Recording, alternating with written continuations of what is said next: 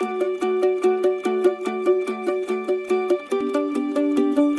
dia, boa tarde, boa noite.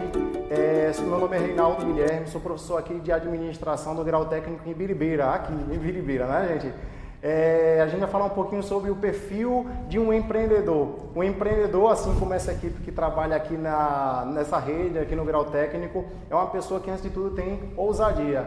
Uma pessoa que quer criar o novo, né? Porque se você não criar o novo, você vai colher o velho. Então, você tem que fazer algo diferenciado. Um empreendedor, ele não pode desistir dos seus sonhos, ele não pode deixar de ter atitude, porque uma ideia sem uma atitude é simplesmente algo inviável. Então, você que quer ser empreendedor, insista nos seus sonhos, insista na sua capacidade, se capacite cada vez mais e vem estudar aqui com a gente no Grau Técnico Biribeira, tá bom? Nós agradecemos, curta nosso canal que vai aparecer aqui embaixo, ou aqui em cima, ou aqui do outro lado, eu não sei onde, mas vai aparecer aqui o link do nosso canal.